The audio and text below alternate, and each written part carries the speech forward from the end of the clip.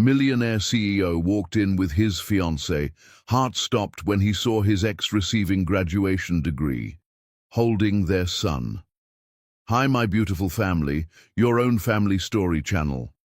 May the heavenly God bless each one of you with endless love, unshakable strength, and a heart that overflows with kindness and grace. May every woman in our family feel honored, respected, and cherished, for she is the foundation of life and the source of endless warmth. May your homes be filled with laughter, your hearts with peace, and your lives with blessings that never end. This Christmas, may joy touch every corner of your life. May love unite us even more, and may we all walk together in harmony, guided by His light. May every challenge turn into strength, every tear into hope, and every prayer into miracles. If your heart is true, like the video. If your love is real, write, "I am with Mr. Peter." Todd Murphy had learned to live with ghosts, but he never expected to see one walk across a graduation stage holding his son's hand. The university auditorium buzzed with restless energy, packed with families clutching flowers and cameras. Todd sat in the reserved donor section near the front, his business partner Lawrence beside him. They had contributed enough money to name the new engineering building. Their photographs hung in the administrative hall. Success looked like this now. Expensive suits, reserved seating, names carved into stone. All the trappings of achievement purchased with money that meant nothing. "You seem distracted," Lawrence observed quietly beneath the dean's opening remarks. Todd's jaw tightened. "Just tired." The lie tasted familiar. He had been lying to himself for years now, moving through days like a sleepwalker, building an empire on foundations of cowardice. Work consumed his hours. Acquisitions and mergers filled the spaces where a real life should have been. He was successful by every measure except the ones that actually counted. But today was different. Today, he had made a choice that terrified him more than any business deal ever had. 3 weeks ago, during another sleepless night in his downtown penthouse, Todd had pulled up the university graduation roster. He told himself he was just curious, just wondering if she had ever finished school after everything that happened. His fingers had trembled as he scrolled through hundreds of names until he found it. Nicola Danielle Carey, Bachelor of Public Health. His heart had stopped. His hands had shaken so badly he dropped his phone. She had done it. Despite everything he had put her through, despite the obstacles he had created, she had finished school. Now the dean was calling names alphabetically. Graduates crossed the stage in their black gowns, accepting diplomas earned through years of sacrifice Todd could barely imagine. His breathing grew shallow as they progressed through the alphabet. Baker, Brennan, Burke, Caldwell. Nicola Carey. Time fractured into pieces Todd could not catch. She appeared from the wings with quiet dignity, her graduation gown flowing as she walked. But she was not alone. A small boy walked beside her, his hand clasped tightly in hers, his miniature suit jacket slightly too big for his thin shoulders. The child moved carefully, each step deliberate, his dark curls catching the stage lights. Todd forgot how to breathe. The boy was young, maybe kindergarten age. His skin was a beautiful deep brown like his mother's. His posture was straight despite obvious nerves. And his face, dear God, his face. Todd saw his own features reflected there with devastating clarity. The exact shape of his eyes, the set of his jaw, the way his small eyebrows drew together in concentration. The auditorium erupted in warm applause. People loved this image. A single mother graduating with her child, perseverance personified. Todd heard none of it. The world had narrowed to that stage, to Nicola accepting her diploma with one hand while refusing to release her son with the other. She smiled down at the boy with such fierce protective love that it felt like a knife between Todd's ribs. She looked different than his memories allowed. Older, yes, but also harder. Refined by fire into something stronger than what he had known. Still heartbreakingly beautiful, but now the beauty had sharp edges, a warning that she had survived what should have destroyed her. Then Todd saw the man waiting at the bottom of the stage. He was tall and powerfully built, wearing medical scrubs under a casual jacket, like he had come straight from work. When Nicola descended with the boy, the man lifted the child effortlessly, settling him against his hip with practiced ease. Then he kissed Nicola. Not a quick, congratulatory peck. A real kiss, deep and genuine, the kind that spoke of years of intimacy and complete trust. That was when Todd saw the ring. The engagement ring on Nicola's left hand caught the lights as she wrapped her arm around the man's neck. Diamond modest, but clearly chosen with care and love. The three of them stood together like a photograph of everything Todd had destroyed: complete family, hard-won happiness, a life built from ashes. "That's her," Lawrence said quietly. Not a question, a statement of fact.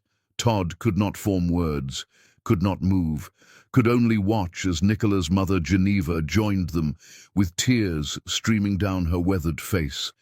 Geneva embraced her daughter, then lifted the boy from the other man's arms to cover his face with kisses.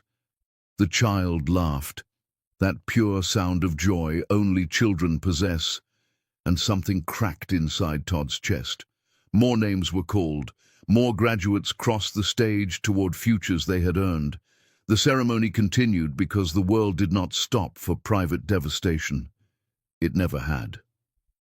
"We should leave," Lawrence suggested carefully, noting Todd's white knuckles gripping the armrest. Todd shook his head. He could not move, could not look away from the exit where they had disappeared.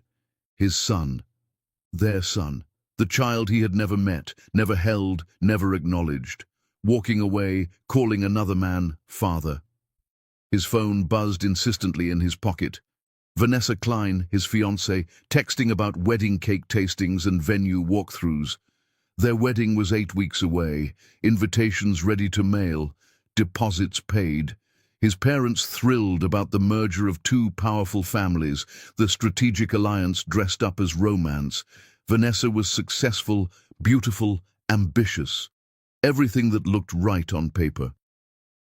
Their engagement made perfect sense to everyone except Todd, who felt nothing when he looked at her.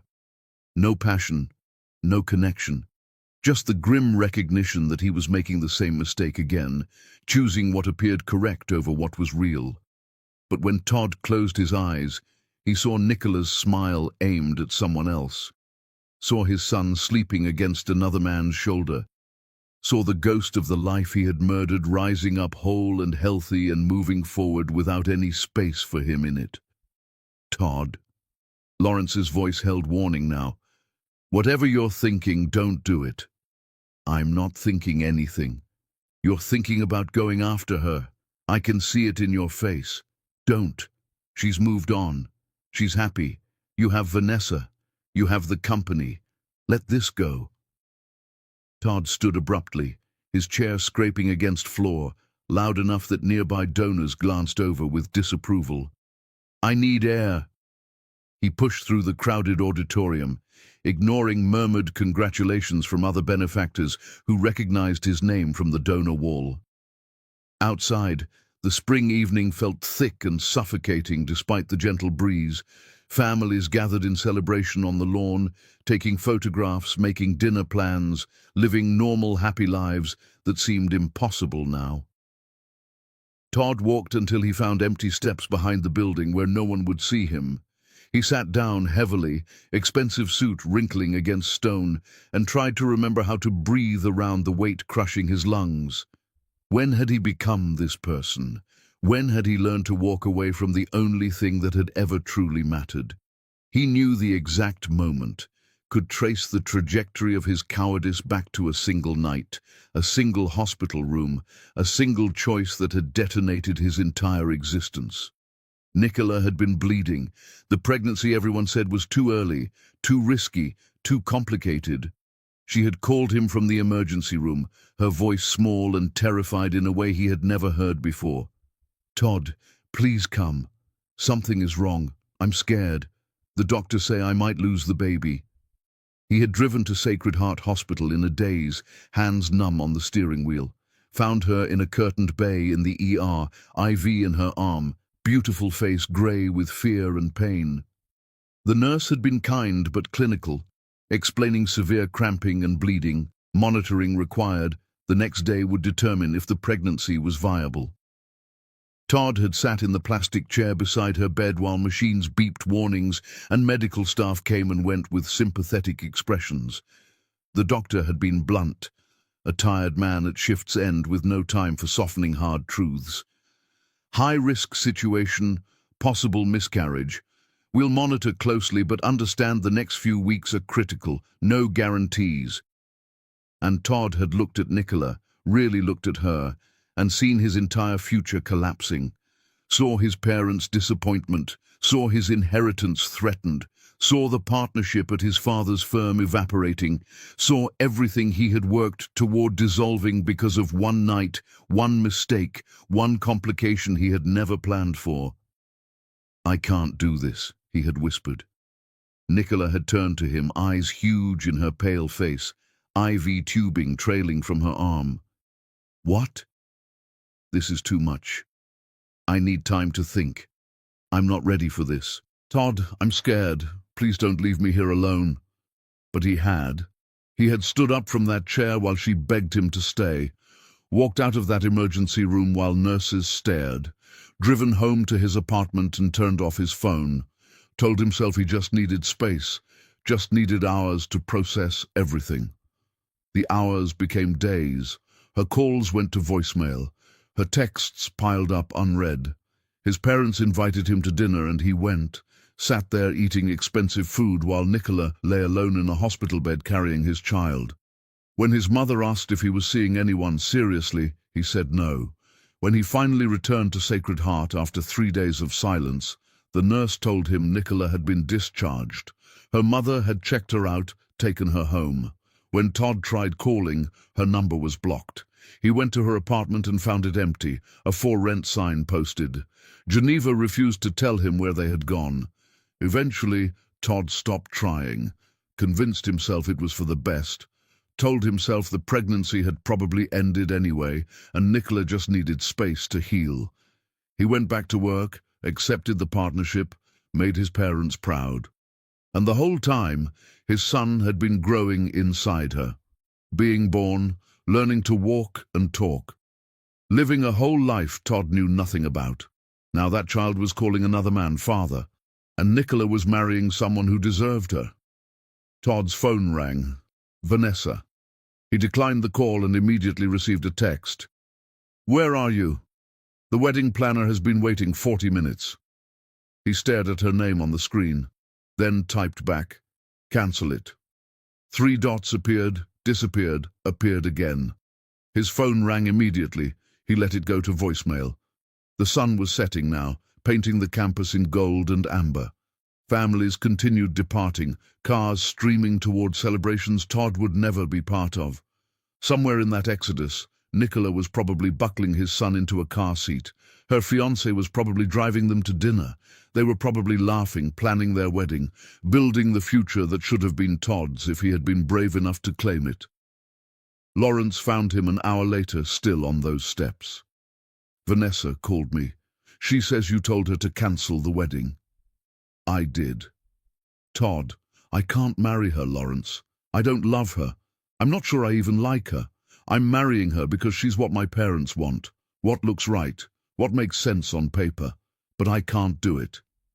"And what, you think you're going to get Nicola back, after what you did, after she built a whole life without you?" Lawrence sat beside him, voice gentler now. "Sometimes the punishment for our mistakes is that we have to live with them, that we have to watch other people be happy in the life we should have had." "I know. Then what are you going to do?"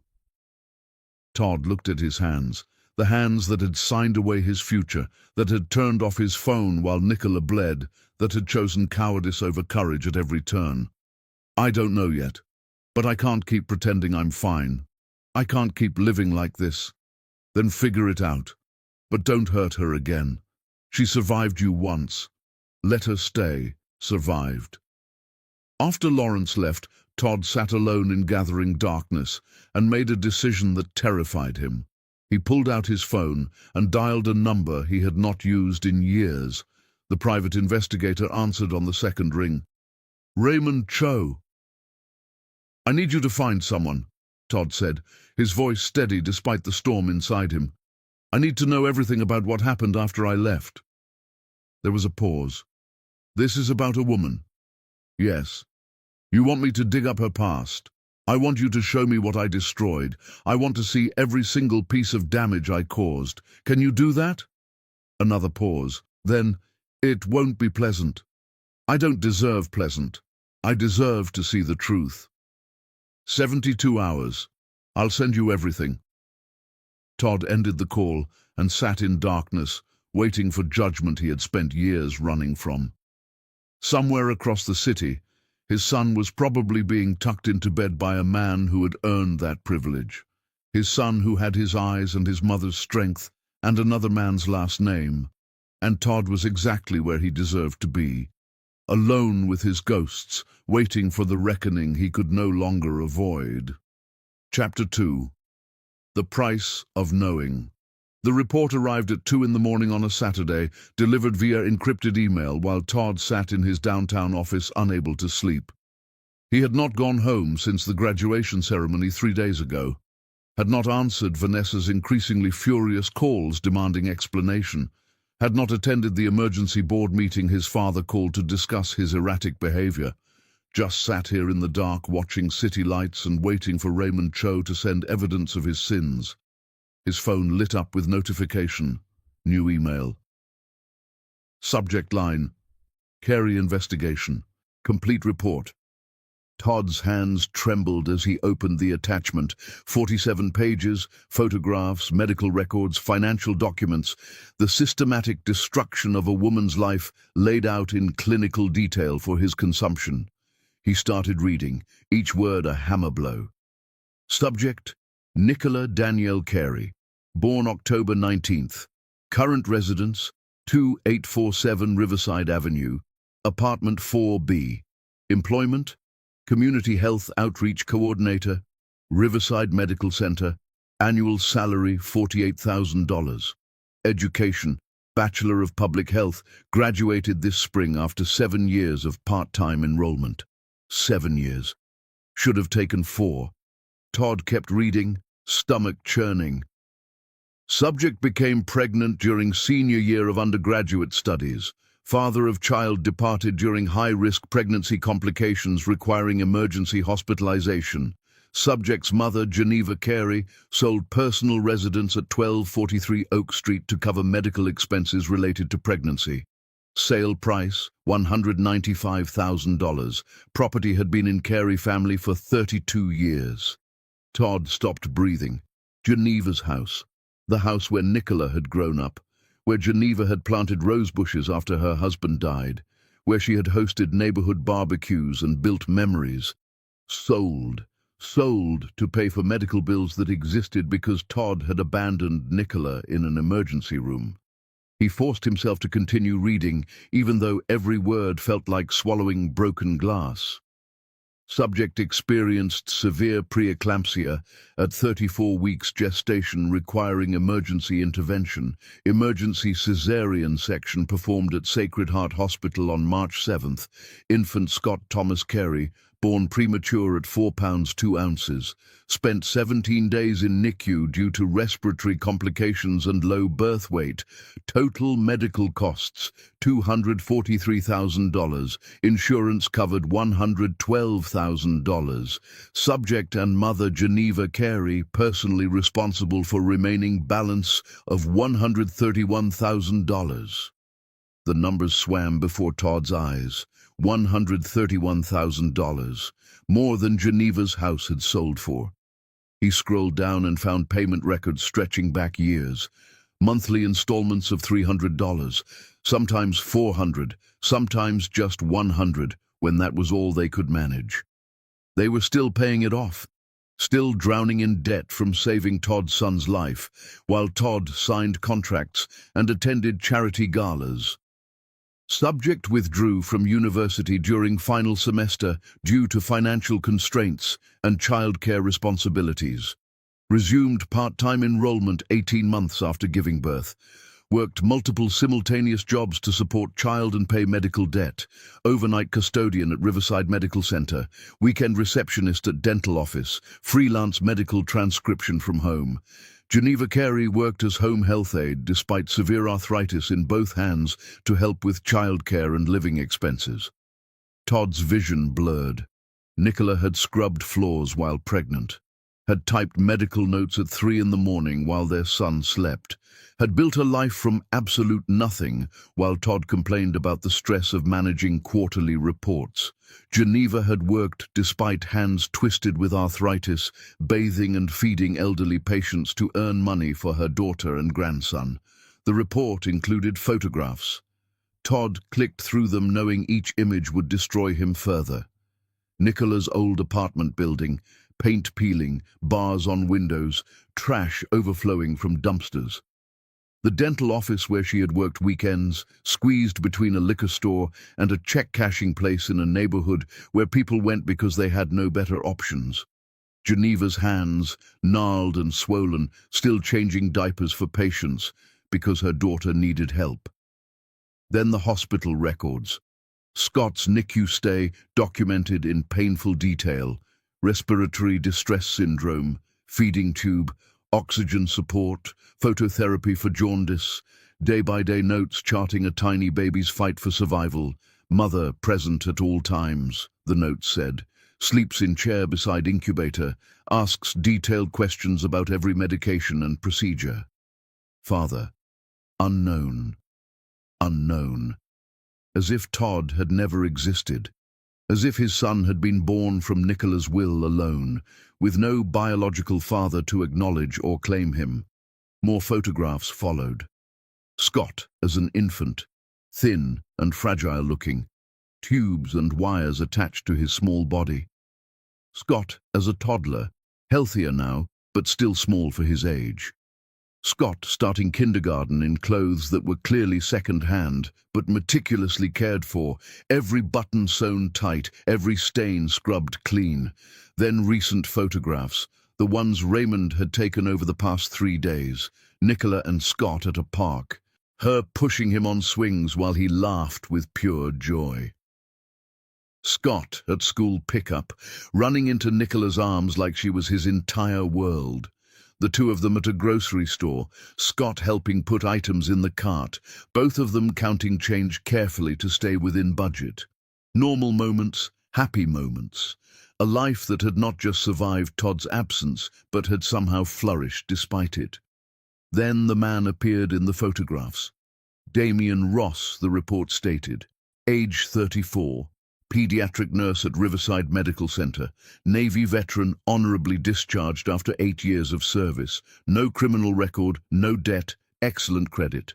Volunteers with children's hospital programs, teaching CPR and first aid, well liked by colleagues and patients. Has been in relationship with subject for approximately 3.5 years. 3.5 years. Longer than Todd had known Nicola. Longer than Todd had spent thinking about her before convincing himself to forget. The photographs showed Damien with Scott at a baseball game, both wearing matching team caps. Damien at Scott's school for career day, surrounded by children asking questions about being a nurse. Damien teaching Scott to ride a bike, running alongside with patient encouragement. Being everything Todd should have been and never was. The final page of the report contained information Todd had been dreading. Subject and Damien Ross became engaged 4 months ago. Wedding planned for September 12th at Riverside Community Center. Subject's mother, Geneva Carey, is enthusiastic about union, has publicly stated Damien is the son she always wanted. Scott Carey calls Damien Ross dad and appears to have strong, secure attachment to him. Subject appears happy and stable in current relationship. No indication she has any contact with or interest in biological father of child. Recommend client accept situation and move forward with own life. Todd closed the laptop and stood so fast his chair toppled backward. He made it to the private bathroom in his office just before he vomited. his body rejecting the truth it had been fed.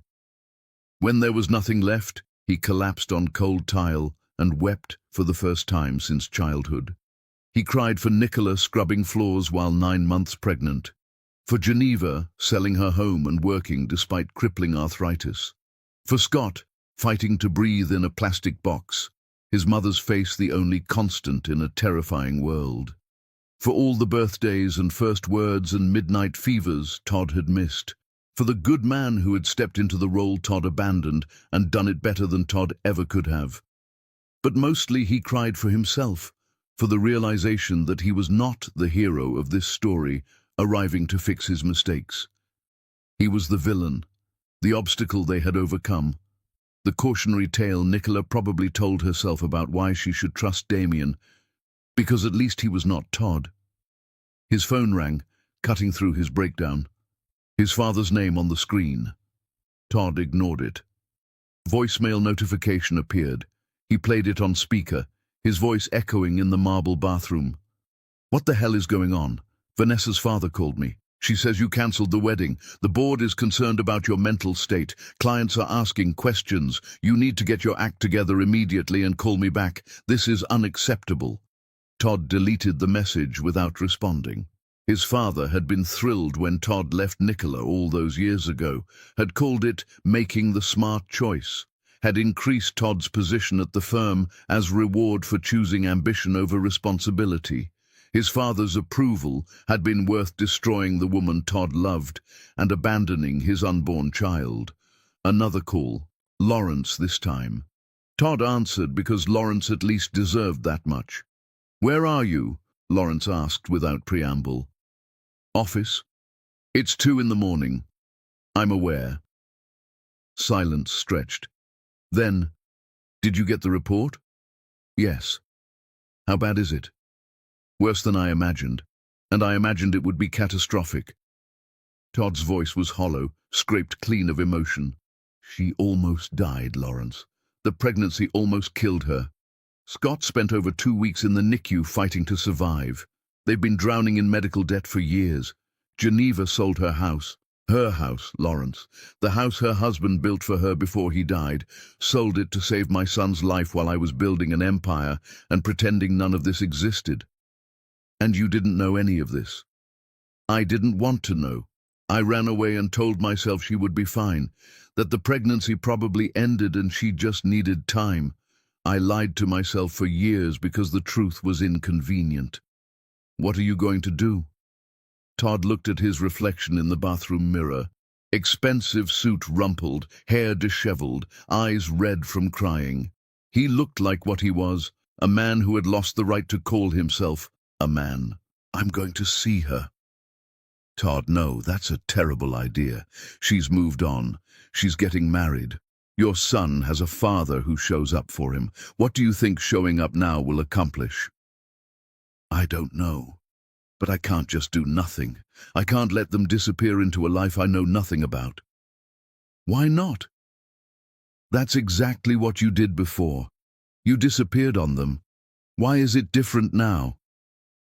The question hit like a physical blow because Lawrence was right. Todd had walked away, had made that choice deliberately and repeatedly, and now he wanted to barge back in because he felt guilty, because seeing them happy made him realize what he had lost. "I need to apologize," Todd said finally. "I need her to know that I know what I did, that I understand I destroyed everything." "And you think that will make you feel better?" The accusation stung because it was completely true. This was about Todd's guilt, Todd's pain, Todd's need for absolution, just like everything else he had ever done.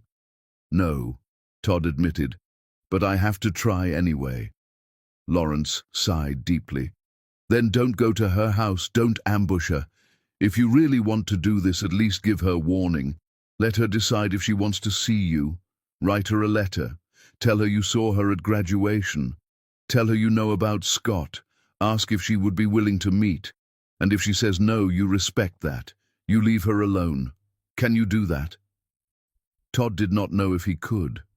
The urge to drive to Riverside Avenue right now to knock on her door and force her to listen was overwhelming, but forcing Nicola to do anything was what had started this nightmare.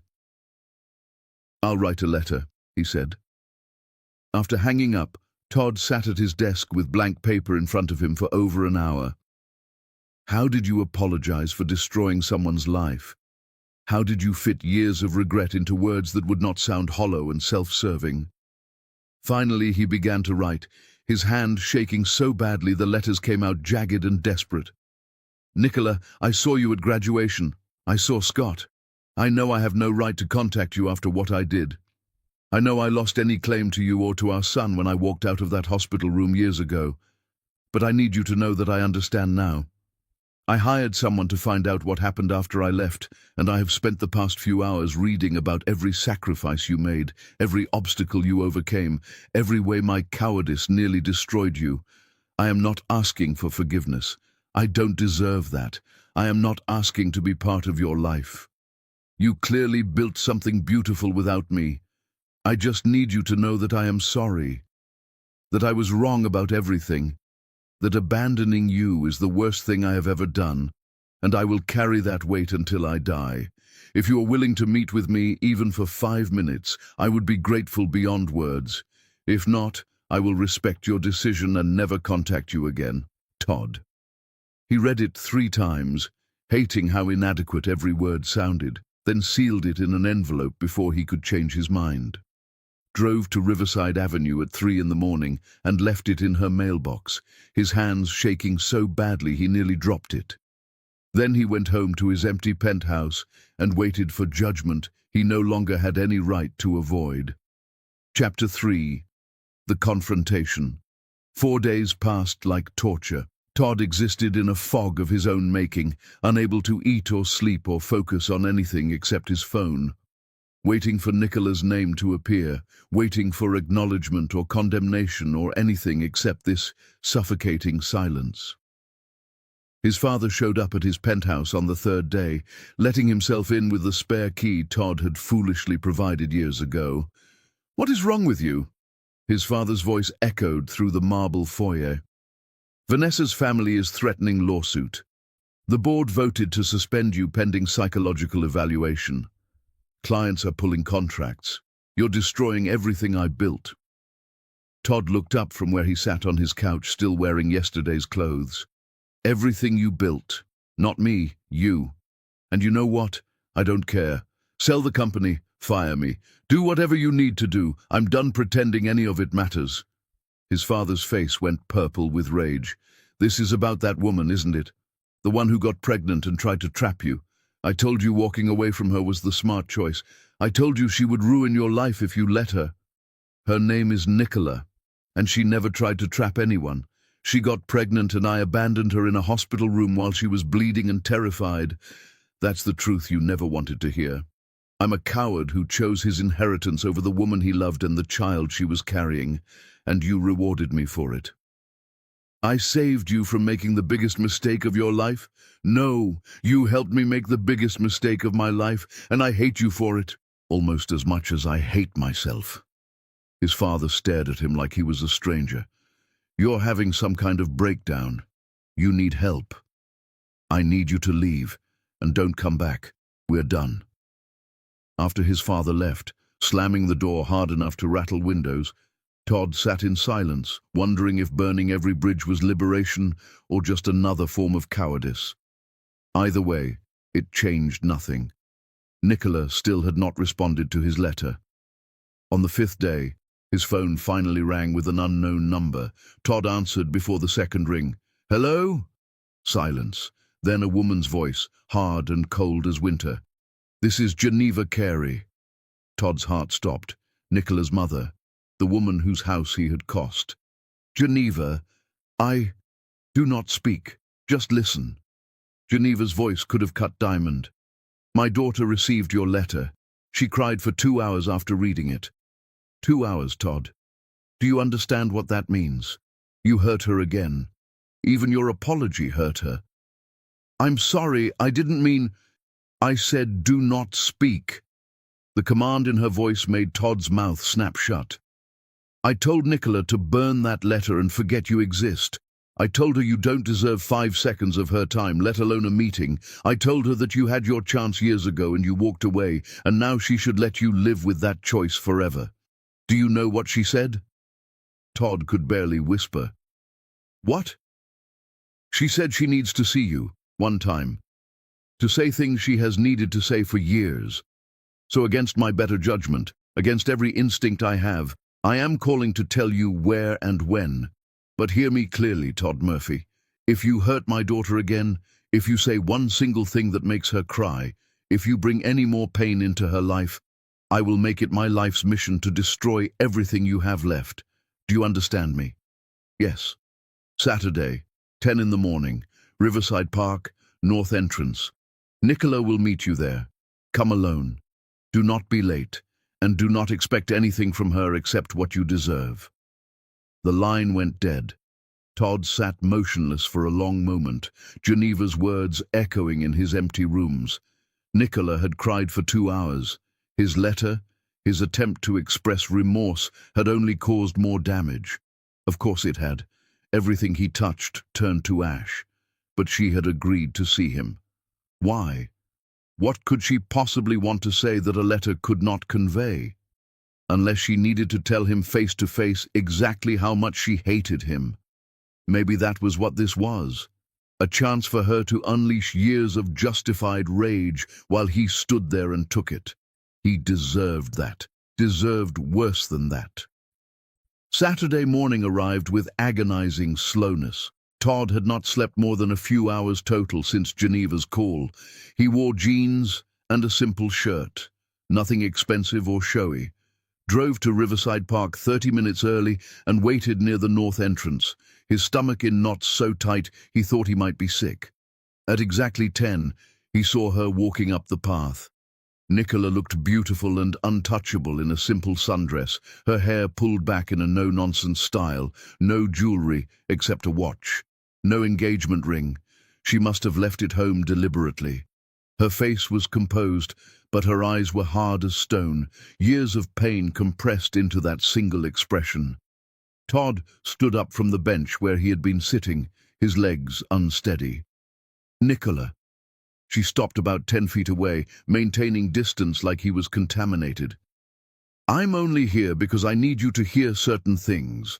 After today, I never want to see you again. Agreed? Agreed. She took a breath, her hands clenched at her sides so tight her knuckles went white. When you left me in that hospital, I thought I was going to die. Not from the pregnancy complications. From the pain of realizing that the man I loved, the man I thought I was building a life with, valued his comfort more than my life. Do you understand that? I was bleeding and terrified and I begged you to stay with me, and you walked out anyway. Todd's throat closed. He nodded because he could not speak. The doctors stabilized me. I went home with my mother. The pregnancy continued somehow despite everything. I finished that semester in a daze, barely functional, just trying to survive each day without falling apart completely. Her voice remained steady, controlled, but Todd could hear the rage beneath it. Then I started showing. People asked about the father. I told them you had left. The judgment was immediate and brutal. Suddenly I was that girl, the stupid one who got knocked up and abandoned, the one who should have known better. Nicola, I'm so... I did not give you permission to speak. Her words were sharp as knives. You will listen. That is all you will do. Todd closed his mouth, shame burning through him like acid.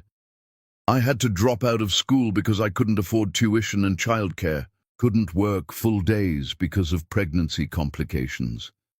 My mother sold her house to pay for my medical bills, the house my father built for her before he died.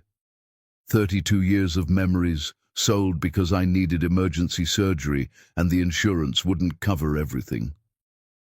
Each word was a hammer blow. Todd felt his knees weaken, but forced himself to stay standing, to bear witness to the destruction he had caused. I got a job cleaning offices at night, 8 months pregnant, scrubbing toilets in corporate buildings while you slept in your expensive bed. My mother got work as a home health aide, even though her arthritis was so bad she could barely hold a glass. We did whatever we had to do to survive what you did to us. Tears streamed down Todd's face now, but he made no sound, made no movement to wipe them away. Scott was born 6 weeks early, 4 pounds. He could fit in my mother's hands. They didn't know if his lungs would work properly, if he would be able to eat on his own, if he would have developmental delays from being premature. I sat beside his incubator for 17 days, wondering if my son would survive, wondering if God was punishing me for trusting you. Todd's chest felt like it was caving in, but he forced himself to keep listening, to absorb every word of her justified rage. He survived.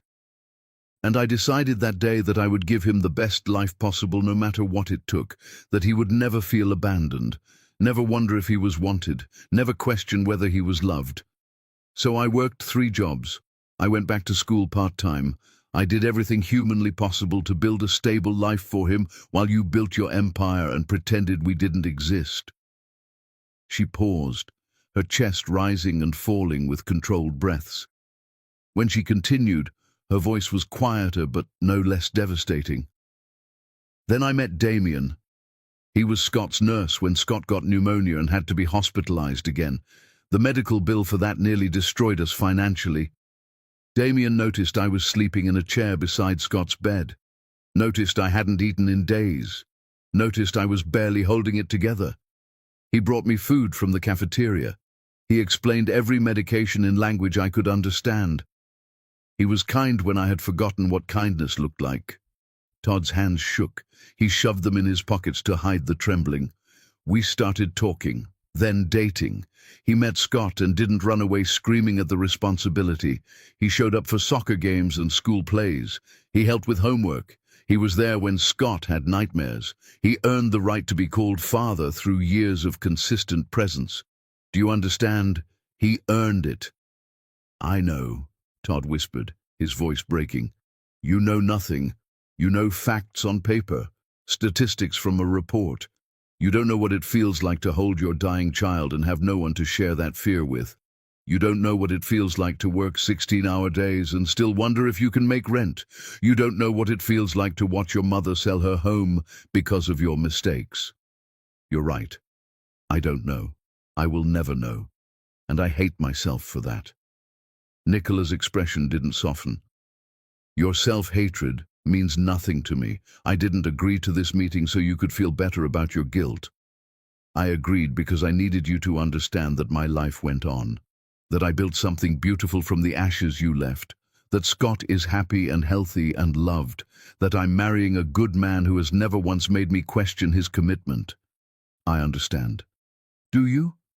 Because you sent me that letter like it was some noble gesture, like apologizing would somehow fix the years of damage. But it doesn't fix anything, Todd. It just makes you feel like you tried, like you did something meaningful. It's completely selfish. The accusation hit its mark because it was completely true. The letter had been about Todd's need for absolution, not about what Nicola needed. You're right, he said, his voice barely audible. I am sorry for everything, for leaving you in that hospital, for not being there when you needed me, for Scott, for your mother's house, for every single way I failed you. I know sorry doesn't mean anything. I know it doesn't change what happened, but I need you to know that I understand what I did, that I see it clearly now, that I will carry this weight until I die. Nicola stared at him for a long moment, her eyes searching his face for something he probably didn't have to give. Finally she spoke again, her voice slightly less sharp. I don't forgive you. I want to be very clear about that.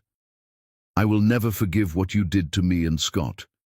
But I also don't want to carry this anger anymore. It's exhausting and it's poisoning me. So I'm choosing to let it go. Not for you, for me. Because I deserve peace after everything I've survived. You do deserve peace. You deserve everything good in this world. Then stay away from us. Let me marry Damien. Let Scott grow up with the family we've built without your interference. Don't disrupt our lives because you suddenly feel guilty after seeing us happy. Can you do that? Every instinct Todd had screamed to say no, to demand a chance to be part of Scott's life, to ask for something, anything, that would connect him to the child he had abandoned. But Nicola's eyes held no room for negotiation. She was giving him a gift, the gift of clear boundaries, the gift of knowing exactly what she needed from him. "Yes," he heard himself say, "I will stay away. I won't contact you again. I will let you live your life without me in it." Something flickered in Nicola's expression. Not gratitude, maybe just relief that he wasn't going to fight her on this. "Thank you." She turned to leave, then paused and looked back at him one final time. "I hope you find whatever it is you're looking for, Todd. I really do. But you won't find it with us. We're done." Then she walked away, her sundress flowing in the morning breeze, leaving Todd standing alone in the park with nothing but his ghosts and his overwhelming regret. He watched until she disappeared from sight, then collapsed back onto the bench and buried his face in his hands. She was right about everything. The letter had been selfish. His guilt was useless. His apology changed nothing. But walking away now, truly walking away forever, felt like dying. His phone buzzed. Lawrence calling. Todd answered with shaking hands. "How did it go?" Lawrence asked carefully. "She told me to stay away, to let her marry Damien, to leave them alone completely." "And what did you say?" "I said yes." Silence stretched. Then, "You're really going to walk away? Just like that?" "What choice do I have? She deserves to be happy. Scott deserves to grow up without my mess complicating everything. I owe them that much at minimum." "Okay, then come back to work. Rebuild your life. Try to move forward somehow." But Todd didn't go back to work. He went home and stared at the walls of his penthouse and wondered how you were supposed to move forward when you had just agreed to amputate the only part of yourself that had ever truly mattered. Chapter 4. The spiral 6 weeks passed in a haze of self-destruction Todd barely recognized as his own life. His father had followed through on threats to sell the company, spinning Todd's departure as early retirement due to health concerns. The truth was, Todd had become unemployable, showing up to the few meetings he attended disheveled and distracted, snapping at colleagues, walking out mid-presentation when anxiety overwhelmed him. Vanessa had moved on with impressive speed, her engagement to a partner at her law firm announced in the business section within a month. Todd felt nothing when he read it except vague relief that she had escaped him before he could ruin her life too. She deserved someone who could actually love her instead of just going through motions. Lawrence called every few days with decreasing frequency, their conversations growing shorter as Todd provided less and less to work with. What was there to say? He was drowning in plain sight and everyone could see it, but no one knew how to throw him a rope that he would actually grab. Todd spent his days driving aimlessly through the city, always somehow ending up near Riverside Avenue. Even though he had promised Nicola he would stay away, he never got out of his car, never approached her building, just parked down the street where he could see her apartment and sat there for hours like some pathetic stalker, watching for glimpses of the life he was not allowed to be part of. He saw Damien's car there most evenings, saw lights go on in what must be Scott's bedroom, saw shadows moving behind curtains, a family going through normal routines, while Todd sat alone in darkness cataloguing his failures. On a Wednesday afternoon, 6 weeks after the park meeting, Todd found himself parked outside Scott's elementary school. He didn't remember deciding to drive there, didn't remember looking up the address, just found himself sitting across the street when classes let out at 3, watching children stream through doors to waiting parents. Then he saw Scott. His son wore a Batman backpack almost as big as he was, his face serious as he navigated the school stairs with careful steps. A teacher said something that made Scott smile, a bright, beautiful smile that looked exactly like Nicola's, and Todd's chest compressed painfully with the weight of everything he had missed and would continue missing forever. Then Damien appeared, moving through the crowd of parents with easy confidence. He wore scrubs from his shift at the hospital, probably came straight from work to be here for pickup. Scott saw him, and his whole face transformed with pure joy. The boy ran, backpack bouncing wildly, and launched himself at Damien, who caught him effortlessly and swung him up in a practiced motion that spoke of years of doing exactly this. "How was your day, buddy?" Damien asked, settling Scott on his hip. "Bobby took my pencil again, but I didn't hit him this time. I used my words like you taught me." "That's my guy. I'm proud of you for making good choices." They walked toward the parking lot, Scott chattering about his day, while Damien listened with complete attention, asking follow-up questions, making Scott laugh with some joke Todd couldn't hear.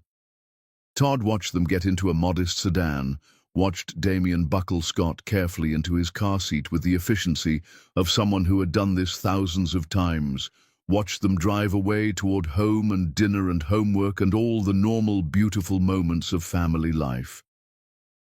Something broke in Todd then. Some final thread of hope or delusion snapped and left him gasping in his car, hands gripping the steering wheel until his knuckles went white. He was not part of this. Would never be part of this. Scott had a father who showed up every single day, who knew his favorite teachers and his problems with Bobby, and exactly how tight to buckle the car seat straps. Todd was nothing. A biological accident. A source of genetic material and absolutely nothing more. He drove to a liquor store and bought a bottle of whiskey with shaking hands. Went back to his penthouse and started drinking with the methodical purpose of someone trying to drown things that refused to die no matter how deep you pushed them. His phone rang constantly. Lawrence, his mother calling to berate him about embarrassing the family. His lawyer wanting signatures on dissolution paperwork. He ignored all of it and drank until the room spun, and his thoughts finally blurred enough to provide some relief from the constant ache. Somewhere around his 8th drink, Todd pulled out his phone and stared at Nicola's contact information. The number he had programmed in years ago when they were happy and planning a future, the number he had never deleted despite blocking hers. His finger hovered over the call button. "Don't do it," his rapidly fading sober mind warned. "You promised. You told her you would stay away." But the drunk part of him, the broken, desperate part, didn't care about promises anymore. Didn't care about boundaries or respect or doing the right thing. Just needed to hear her voice. Needed some connection to the only thing that had ever mattered. He called. The phone rang 3 times. Then a male voice answered. "Hello?" "Damien." Of course Damien answered. It was his life now, his family. Todd's voice came out slurred, pathetic. "I need to talk to Nicola." "Who is this?" Todd Murphy. "I need to talk to her." Silence. Then Damien's voice went cold and hard. "She asked you to stay away." "I know, but I need to tell her I'm sorry again. I need her to know that You need to stop calling." Damien's voice was firm but not cruel. Professional, like he was dealing with a difficult patient. "You're upsetting her. She cried after your meeting in the park. She's finally happy and stable. Don't ruin that because you feel guilty." "I saw Scott today. At school. He looks so much like her. He's so—" The silence that followed was dangerous and sharp. "You were at his school." Damien's voice had shifted now, protective anger replacing clinical patience. "You're watching my son's school. He's my son too." "No." The word came out like a gunshot. "You donated genetic material. That doesn't make you a father. A father is someone who shows up every single day, who changes diapers at 3 in the morning and sits through doctor appointments and reads the same bedtime story 50 times because his kid loves it, who loves unconditionally without hesitation or second-guessing. You're not that. You will never be that." Each word landed like a physical blow because they were completely, devastatingly true. "If I see you near Scott's school again, I'm calling the police. If you contact Nicola one more time, I'm getting a restraining order. Leave my family alone. They've been through enough because of you." The line went dead. Todd sat in his dark penthouse holding the phone, Damien's words echoing in empty rooms. My family. Not Todd's family. Damien's. Because Damien had earned that right through years of showing up while Todd had run away from it. The bottle of whiskey sat half empty on the coffee table. Todd reached for it again, but his hand stopped midway. Getting drunk wouldn't fix this. Nothing would fix this. He had destroyed his life, and now he had to live in the ruins he had created. His phone buzzed with a text from an unknown number. He opened it with shaking hands, the screen blurring slightly from alcohol. This is Nicola. Damien told me you called drunk and mentioned being at Scott's school. I'm asking you one more time. Please leave us alone. I know you're hurting. I know you have regrets, but your pain doesn't give you the right to disrupt our peace. Scott is happy. I'm happy. Damien is good to both of us. If you ever cared about me, if you ever cared about our son, you will respect our boundaries and move on with your life. Below the message was a photo. Nicola, Damien, and Scott at the beach. Scott building an elaborate sandcastle, Damien kneeling beside him, helping dig moats. Nicola laughing at something one of them said, her head thrown back with genuine joy. A perfect moment of happiness and family wholeness. Todd stared at that photo for a long time, memorizing every detail. His son's smile, Nicola's joy, Damien's gentle presence in their lives. They were complete without him. They didn't need him. They were objectively better off without him complicating things. He typed back a single message with fumbling fingers. You're right. I'm sorry. I won't contact you again, I promise. Then he blocked her number before he could change his mind in another moment of weakness. Blocked Damien's number. Deleted the photos he had screenshotted from the investigator's report months ago. Removed every digital trace of them from his phone, like maybe that would help him forget. It wouldn't. He knew that with absolute certainty, but it was all he had left to give them, his absence. The next morning, fighting through the worst hangover of his life, Todd called his lawyer and did something he should have done years ago. He set up an irrevocable trust fund for Scott. Money that would pay for college, medical expenses, whatever the boy needed throughout his life. But it was completely anonymous. Scott would never know it came from Todd, would never feel obligated or burdened by it, would just have resources available when he needed them. It wasn't enough, could never be enough to make up for everything. But it was something concrete he could do that wouldn't disrupt their lives. Then Todd packed a single bag and drove out of the city without telling anyone where he was going. Just drove until buildings turned to fields, until he couldn't recognize any landmarks. He rented a cabin in a small mountain town hundreds of miles away and sat there in crushing silence trying to figure out how to live with himself. Lawrence found him anyway 3 weeks later, showing up at the cabin with groceries and concern etched deep in his weathered face. You can't just disappear, Lawrence said, unpacking food onto the dusty kitchen counter. Your mother is threatening to call police. She thinks you've done something drastic. I'm fine. You're not fine. You're sitting alone in the woods punishing yourself. Maybe I deserve to be punished. Lawrence stopped unpacking and looked at him directly. What you did was terrible, probably unforgivable, but destroying yourself now doesn't help anyone. Not Nicola, not Scott, not even you. Then what am I supposed to do? Tell me how I'm supposed to wake up every morning knowing my son is out there calling someone else father, and that's the right thing, that him not knowing me is what's best for him. You accept it. You accept that you can't fix this, that some mistakes are permanent, and then you find a way to live anyway, to be better than you were, to make sure you never hurt anyone like this again. Todd looked at his friend, this good man who had stuck by him despite everything. I don't know how to do that. No one does at first, but you figure it out anyway because the alternative is giving up completely. And despite everything, I don't think you're ready to do that. They sat in silence for a while, the only sound the wind through pine trees outside. Then Lawrence added quietly, Your father sold the company. He's retiring to Florida. Says he wants nothing to do with you anymore. Your mother sided with him. Todd felt nothing at this news. His parents had always valued reputation over relationship. Of course they would cut him off to preserve their standing. "Let them go," Todd said. "They were never really there anyway." "What about you? What are you going to do?" Todd thought about Scott's smile at school pickup, about Nicola's laughter in that beach photo, about Damien's patient devotion to a child who wasn't biologically his, but was his in every way that mattered. "I don't know yet, but I can't keep doing this. Can't keep torturing myself by watching their lives from a distance. I need to actually move forward somehow. Then come back to the city. I have a connection at a non-profit that works with homeless families.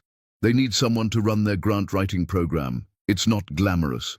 The pay is terrible, but it's meaningful work helping people who actually need it."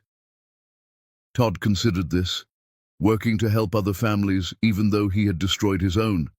It felt appropriate somehow, penance disguised as employment. "Okay," he said, "I'll do it."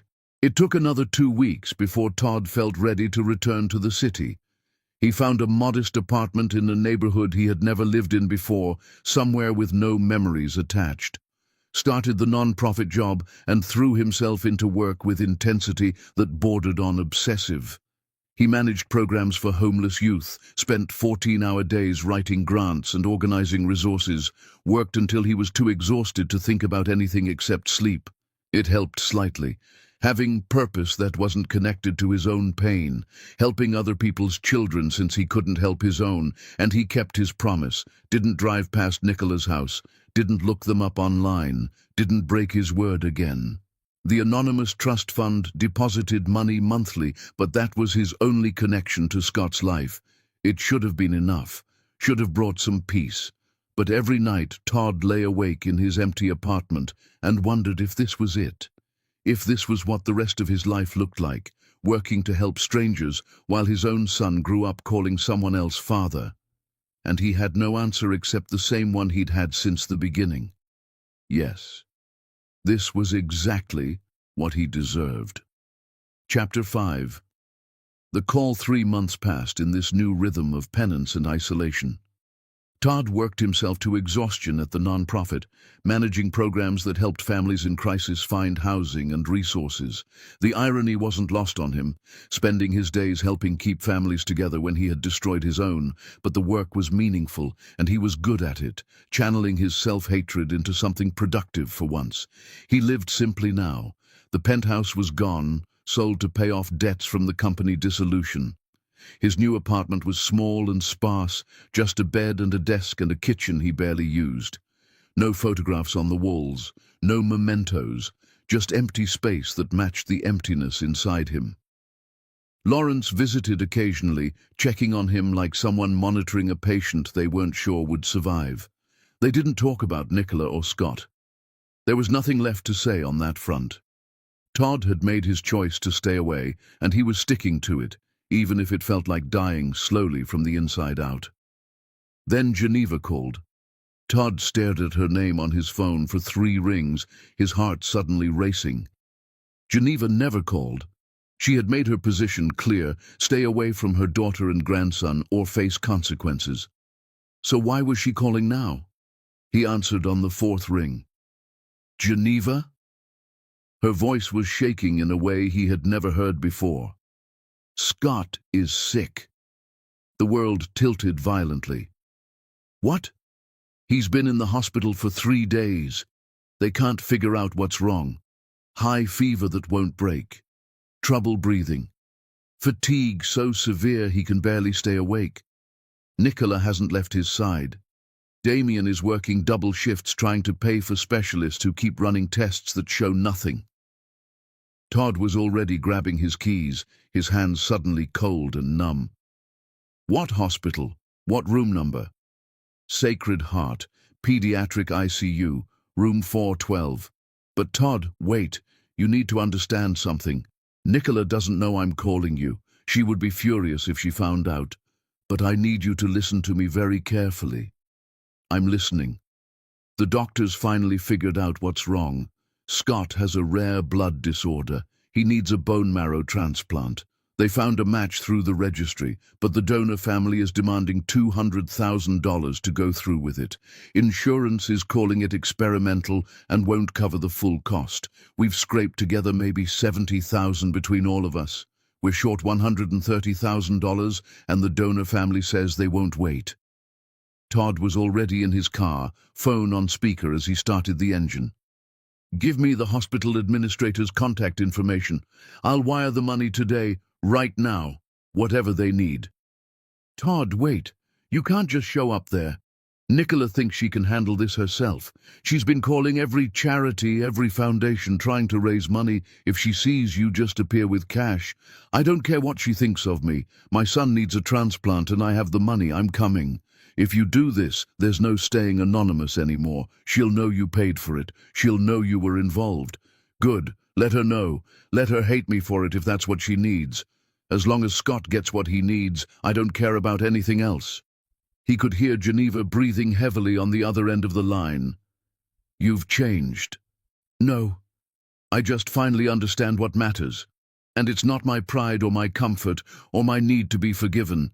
It's making sure my son survives." Geneva was quiet for a long moment. "Sacred Heart Hospital, Pediatric ICU, room 412. I'll tell the staff you're coming to handle payment. But Todd, Damien is going to be there, and he's not going to be happy to see you." "I know. I'll deal with it." He hung up and immediately called his bank while driving 20 miles over the speed limit toward the hospital.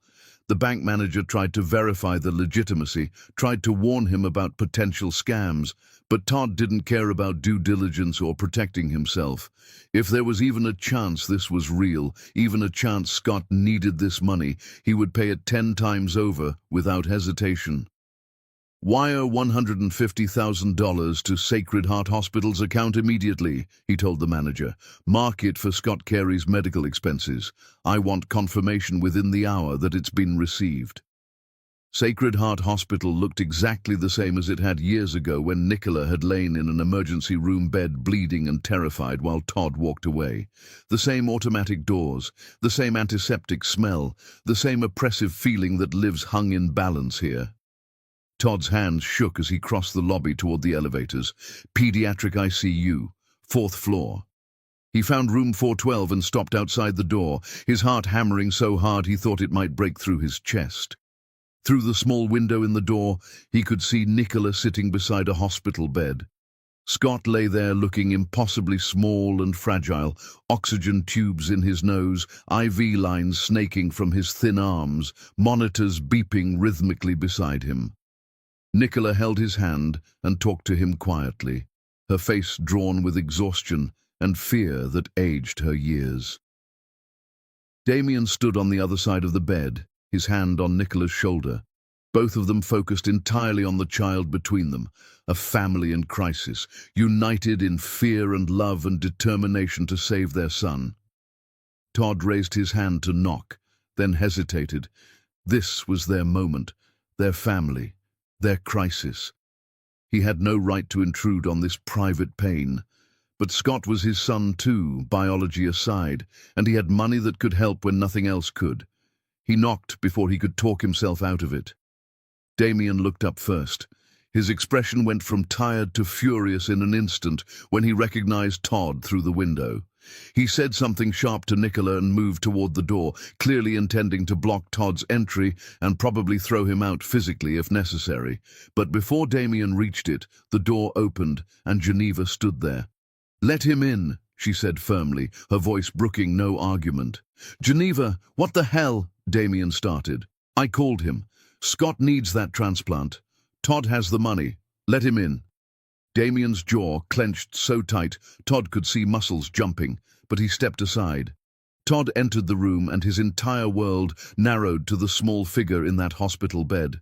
Scott looked even more fragile than he had in the NICU photos from years ago, even more vulnerable than when Todd had watched him at school pickup. His breathing was labored despite the oxygen. His skin had a grayish pallor that made Todd's stomach turn violently.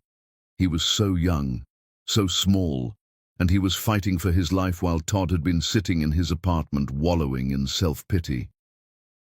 Nicola stood up slowly, her eyes meeting Todd's across the room. She looked destroyed, hollow, like she had been crying for days and had no tears left to give. "What are you doing here?" Her voice was barely a whisper, scraped raw from emotion. "Geneva called me, told me about the transplant. I've already wired the money to the hospital. Whatever you need beyond that, I'll pay for it. Specialists, experimental treatments, anything. Just tell me what Scott needs." Something flickered in Nicola's expression. Not gratitude. Something far more complicated and painful. "We don't need your money," Damien said, his voice tight with barely controlled anger. "We can handle this ourselves." "You don't have time to handle it," Todd said, still looking at Nicola rather than Damien. "The donor family wants payment immediately or they walk away. I have it. Scott can have his transplant today if you stop arguing with me and let me help." Nicola's eyes filled with tears that started spilling down her cheeks. "Why are you doing this?" "Because he's my son, and I failed him once. I won't fail him again." "He is not your son," Damien cut in, protective anger radiating from every line of his body. "You don't get to call him that. You lost that right years ago." "Damien." Nicola's voice was soft but commanding in a way that cut through the tension. "Give us a moment, please." Damien looked like he wanted to refuse, like he wanted to physically remove Todd from this room and this situation. But after a long moment where he clearly wrestled with himself, he nodded stiffly and left the room. Geneva followed behind him, shooting Todd a look that was part warning and part something else he couldn't quite identify. The door closed with a quiet click that sounded final. Nicola and Todd stood on opposite sides of Scott's bed, years of damage and pain between them, their dying child, the only thing connecting them now. "The money is already transferred," Todd said, breaking the silence. "You don't have to talk to me. You don't have to thank me. I'll leave right now if that's what you want, but please let them do the transplant. Please let me give him this chance." Nicola looked down at Scott, her hand still holding his small fingers so gently it looked like she was afraid he might break. When she spoke, her voice was breaking apart. "I thought I could do this alone. Thought I could fix everything by myself like I've been doing for years. But I can't fix this. I can't make him better, no matter how hard I try or how much I love him." She looked up at Todd, devastation written across every feature. "I'm so scared. I'm terrified that I'm going to lose him." Todd's careful control shattered completely.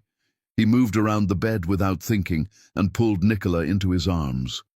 She stiffened for a moment like every muscle in her body was rejecting this contact.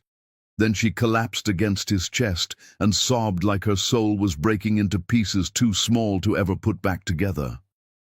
Todd held her and felt his own tears falling into her hair, felt years of walls crumbling under the weight of shared terror and grief. "He's strong," Todd whispered, his voice rough with emotion. "He's your son. He's fought before and won. He'll fight again and he'll survive this." "You don't know that. You can't promise that." "No, but I know he has you, and Damien, and Geneva, and people who love him more than anything fighting for him with everything they have. That has to count for something. That has to tip the scales in his favor." They stood like that for a long time, holding each other beside their son's bed, connected by grief and fear and the terrible knowledge that love was not always enough to save the people you cared about most. Finally, Nicola pulled away and wiped her eyes roughly with the back of her hand. "Thank you for the money.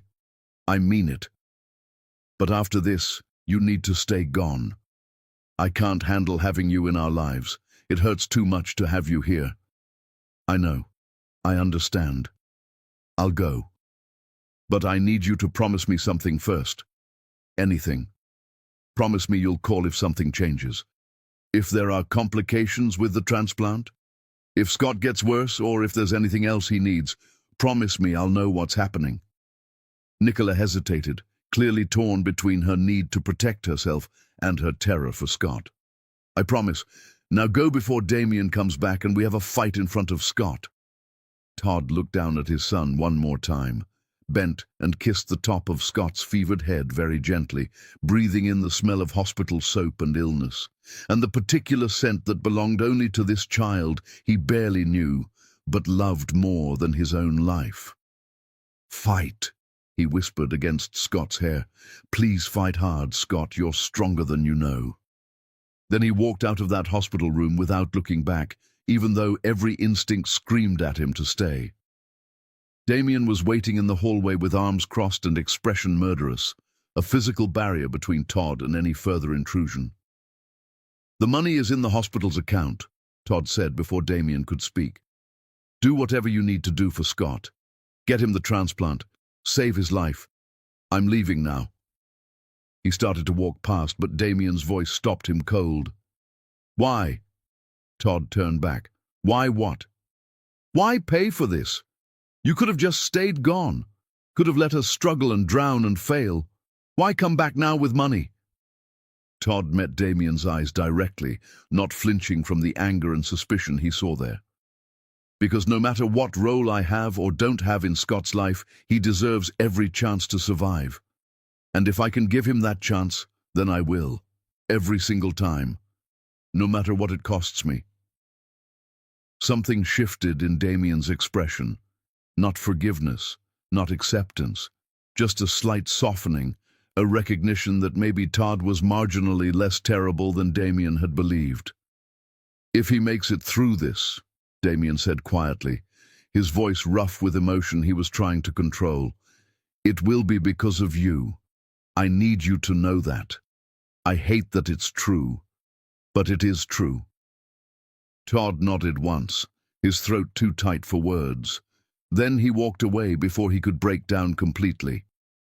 Got in his car and drove back to his empty apartment while his son fought for his life in a hospital bed. 200 miles might as well have been 200,000 miles for how far away Todd felt, and he waited again, just like he always did, waiting for news, waiting for judgment, waiting to find out if his son would survive.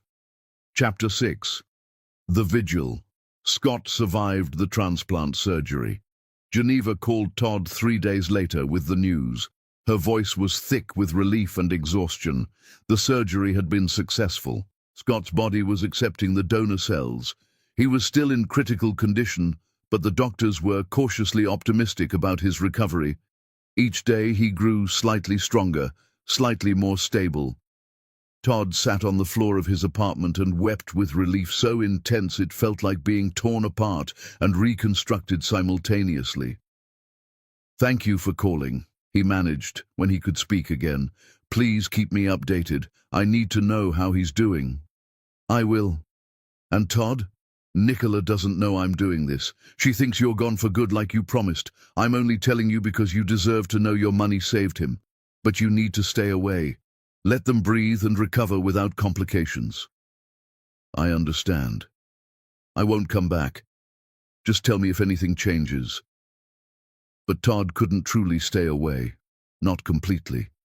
He started making the drive back to the city twice a week, parking outside Sacred Heart Hospital for hours at a time.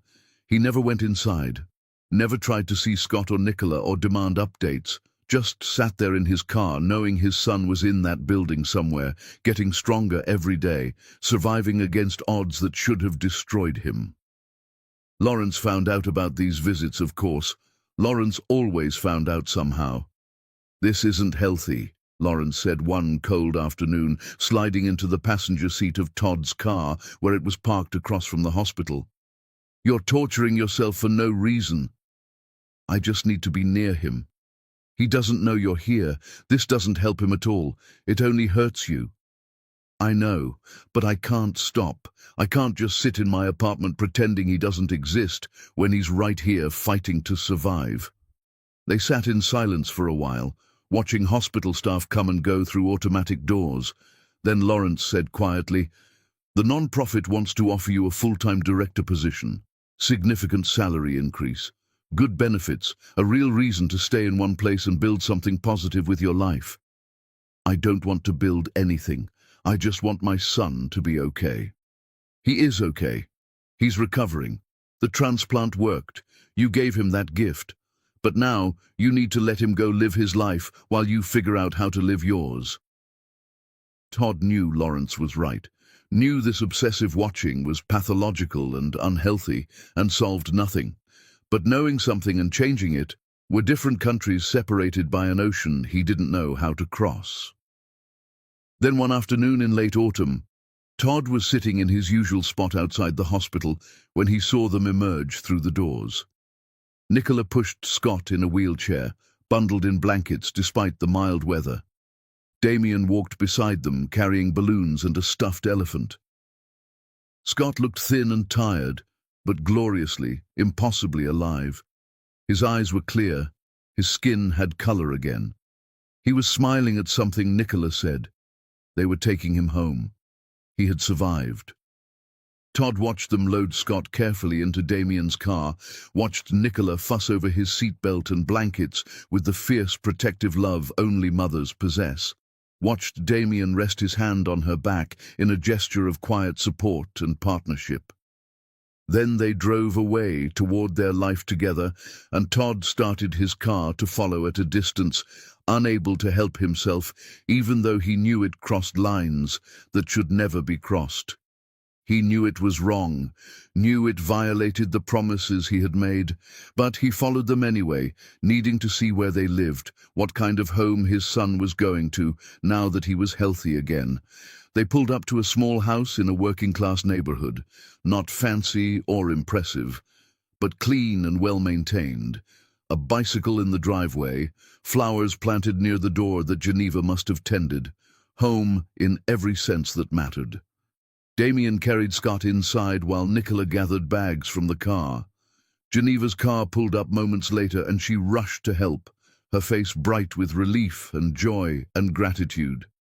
Through the front window, Todd could see them settling Scott on a couch, piling pillows around him carefully, bringing him water and medication. A family taking care of their own, complete and functional, and not needing anything from the man sitting in his car down the street, watching like a ghost. Todd was about to drive away when Scott appeared in the window. The boy looked out at the street, his expression serious and thoughtful, and for one impossible moment, Todd thought maybe Scott saw him. Maybe somehow knew his biological father was out there watching and caring despite everything.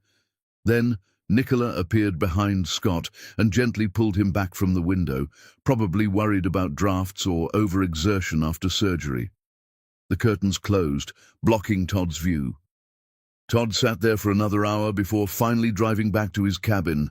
The image of that house burned into his mind forever. That was where his son would grow up now that he had survived, where he would learn to ride that bicycle in the driveway, where he would do homework at the kitchen table and celebrate birthdays and become whoever he was meant to be.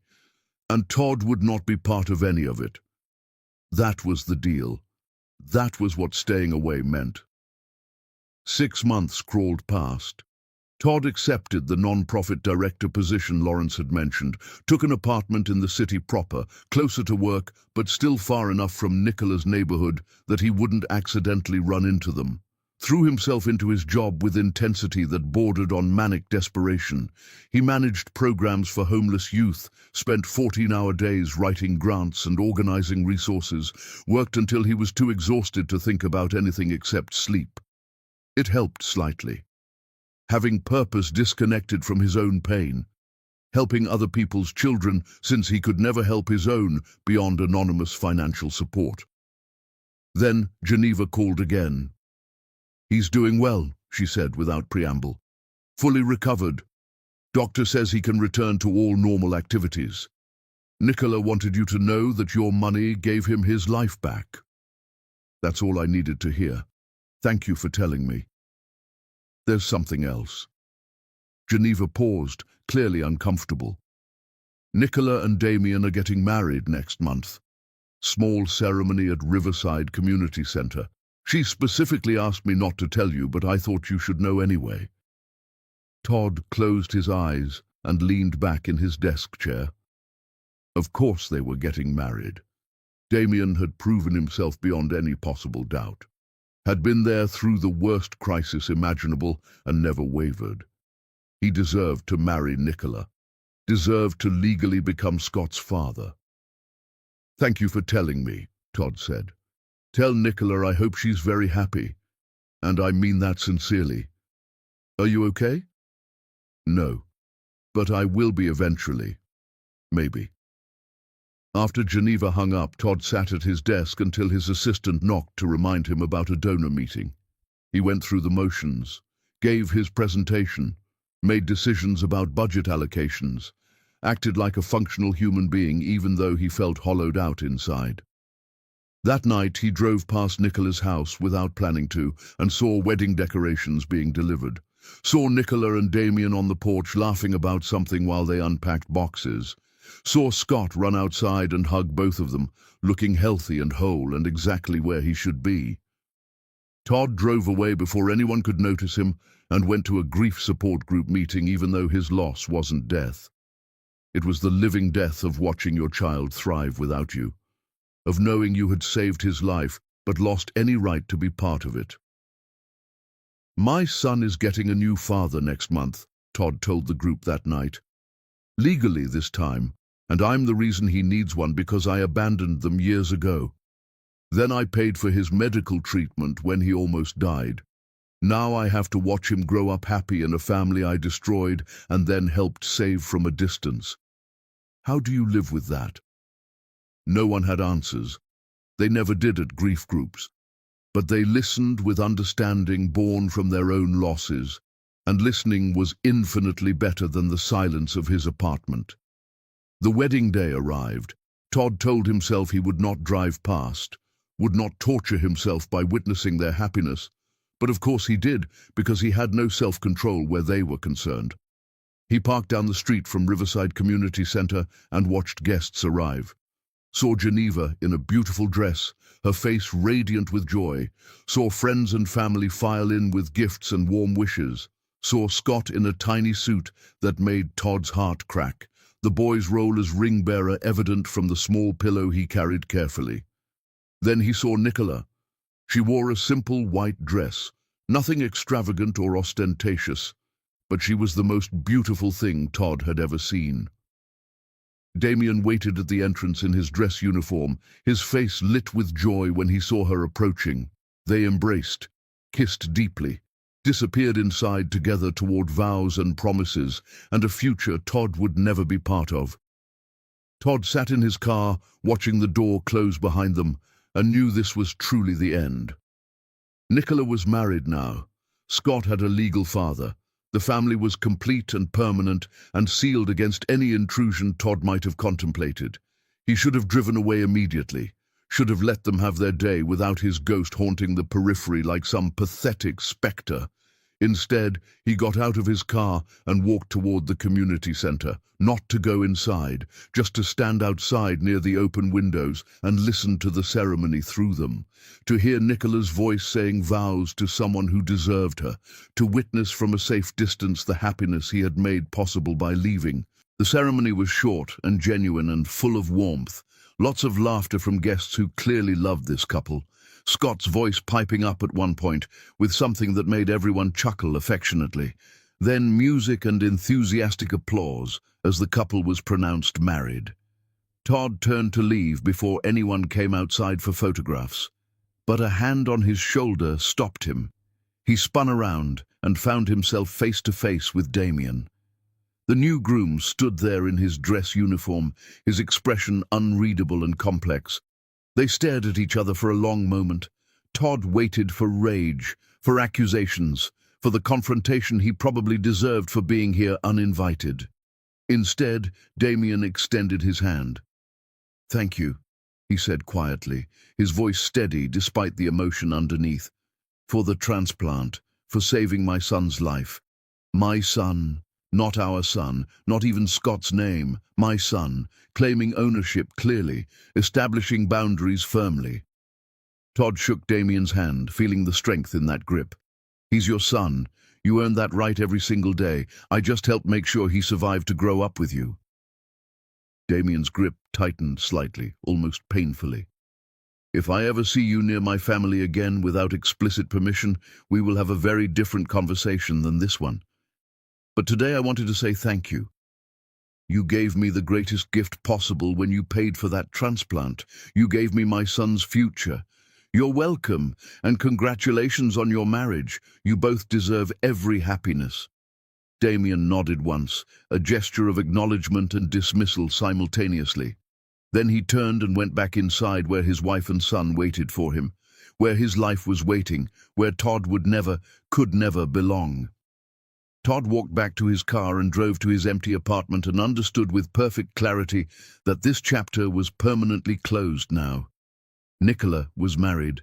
Scott was healthy and happy. They didn't need Todd, didn't want Todd. And that was exactly as it should be. He had saved his son's life, had given him a chance to grow up healthy and loved. That would have to be enough, even though it felt like nowhere near enough at all. Chapter 7. The Letter. 2 years passed in a blur of work and routine. Todd built a life that functioned. His non-profit work expanded until he was running multiple programs. He dated occasionally, though nothing lasted beyond a few months.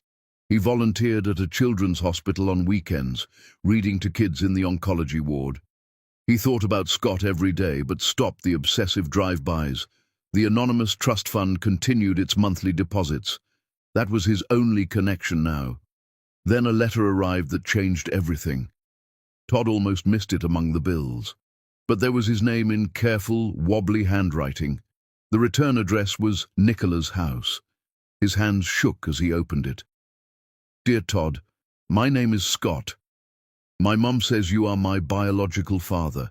I didn't know about you until last week when I asked why my birth certificate has a different last name than my dad's. She told me the whole story, about how you and her were together when she got pregnant, about how you left, about how you paid for my transplant when I was sick. I've been thinking about this a lot. My dad, Damien, said I should do whatever feels right. He knows he's my real dad, but he said it's okay if I'm curious about where I came from.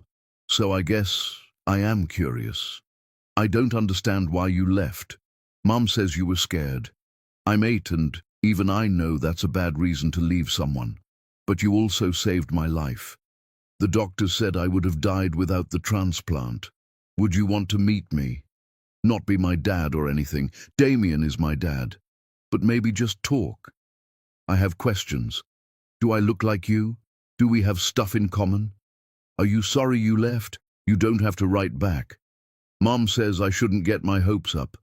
But I wanted to ask. Scott." Todd read the letter 5 times, hands trembling. His 8-year-old son had written to him, had questions, wanted to meet. He called Geneva. "Did you know about this?" he asked. "The letter?" "Yes." Scott wanted to write. Nicola tried to talk him out of it, but Damien said it was Scott's choice. "What do they want from me?" Geneva was quiet. "Nicola is terrified you'll hurt Scott, but she's dealing with the fact that you saved his life. Damien isn't threatened. He just wants what's best for Scott. And Scott is curious. What do I do? Can you see Scott without trying to take a role you don't have? Can you answer his questions honestly? Can you accept this might be one meeting and nothing more? I can do those things. Then write him back. But if you hurt that boy, I will make you regret it." Todd sat down to write.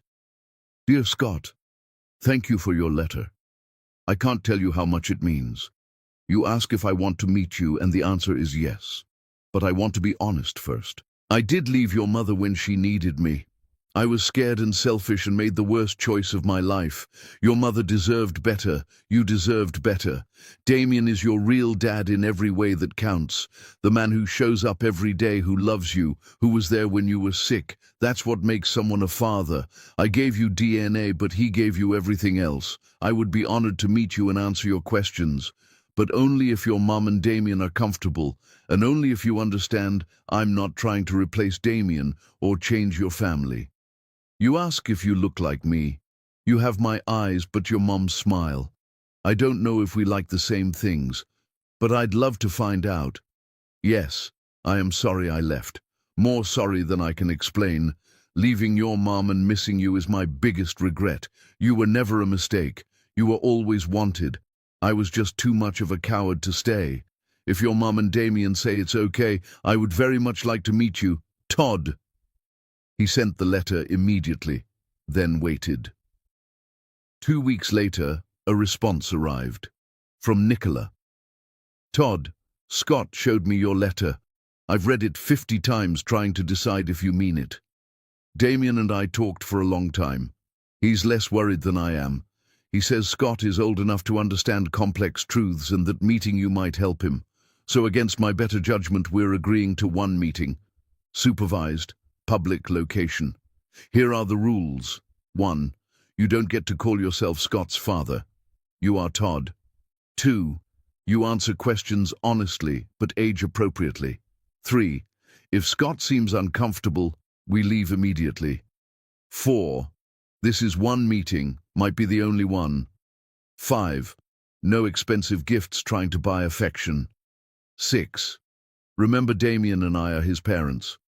If you agree, we'll meet next Saturday at Riverside Park at 2 p.m. We'll both be there. If you can't agree or can't handle this, write back now. Don't waste our time or hurt my son. Nicola." Todd read the rules 3 times. Each one was reasonable. Each reminded him of his place, essentially no place at all. He wrote back immediately, "I agree to every rule. I will see you Saturday at 2 p.m. Thank you for this chance." Then he waited for Saturday with anticipation and dread. Chapter 8. The First Meeting. Todd arrived at Riverside Park 45 minutes early, his stomach in knots. He had changed his outfit 4 times, finally settling on jeans and a casual button-down. Nothing too formal, nothing too sloppy. He wanted to look approachable. The north entrance was quiet. A few joggers passed. An elderly couple walked their dog. Normal weekend activity, while Todd's world balanced on what happened next. He sat on the bench where he had met Nicola years ago and tried to control his breathing. Then he saw them approaching. Scott walked between Nicola and Damien, holding both their hands. He wore a superhero t-shirt and jeans with grass stains. His curls fell into his eyes. He was taller than Todd expected, stronger looking, the fragile hospital child replaced by a healthy boy. Todd stood, legs unsteady. They stopped 10 feet away. Damien's hand rested on Scott's shoulder. Nicola's grip was tight. Scott stared at Todd with curiosity. "You look different than I thought." "Yeah? How did you think I'd look?" "Bigger, maybe. Meaner." "I'm not mean, just made bad choices." Scott considered this, then stepped forward. "Mom says I have your eyes." "You do? Same color, same shape. Do I look like you when you were little?" Todd showed Scott a childhood photo. Scott leaned in, comparing.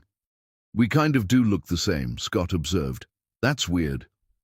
"Genetics are pretty cool." Scott looked up seriously. "Why did you leave my mom?" The question cut through everything. Todd glanced at Nicola, who nodded. "I was scared," Todd said, crouching to Scott's level. "Your mom was pregnant and I knew my life would change. I wasn't ready to be brave, so I ran.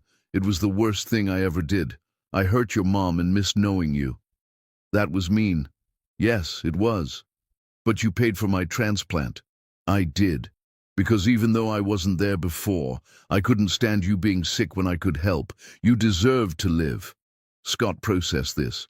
"My dad says people make mistakes, but can try to do better. Is that what you did?" "I'm trying. But trying doesn't erase the mistakes. Your mom and Damien were there every day. I just showed up once with money." "Money is important, though. Mom cried about it when I was sick." Nicola made a small sound. Damien's hand tightened on her shoulder. "Your mom is very strong," Todd said. "She kept you safe even when it was hard. That's real love, showing up every day. Like my dad does." "Exactly like Damien does." Scott glanced at Damien, who smiled encouragingly, then looked back at Todd. "Can I ask something else?" "Anything." "Do you wish you could be my dad? My real dad?" Todd's heart broke. He looked at this beautiful boy and knew he could lie. But Scott deserved honesty. "Part of me wishes I could have been," Todd said carefully, "but that's my guilt talking, not what's best for you. Damien is your real dad. He earned that every day. I gave you genetics, but he gave you everything else. So no, I don't wish I could replace him. I just wish I'd been brave enough to be there from the start." Scott seemed satisfied. He turned to Nicola. "Can I show him my scar?" Nicola hesitated, then nodded. Scott lifted his shirt, revealing the surgical scar. "This is from the transplant. It doesn't hurt, but sometimes it itches." Todd stared at that scar, evidence of how close he'd come to losing his son. "It healed really well," Todd managed. "The doctors said I was brave. I tried not to cry even though I was scared." "Being scared doesn't mean you're not brave. Being brave means doing hard things when you're scared. You are very brave." Scott dropped his shirt and looked at Todd intently. "If you could go back, would you stay? Would you not leave?" Nicola made a protest, but Scott waited for the answer. "Yes," Todd said simply. "If I could go back, I would never have left. I would have been there when you were born. I would have done everything differently. But I can't go back.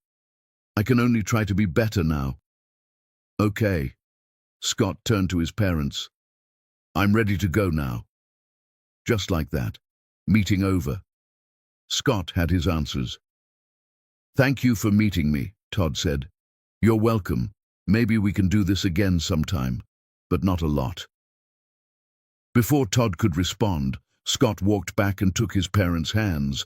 They turned to leave. Damien glanced back and mouthed, "Thank you." Then they were gone. Todd sat back down and cried quietly, releasing years of tension. He had met his son, answered questions honestly, seen Scott healthy and loved.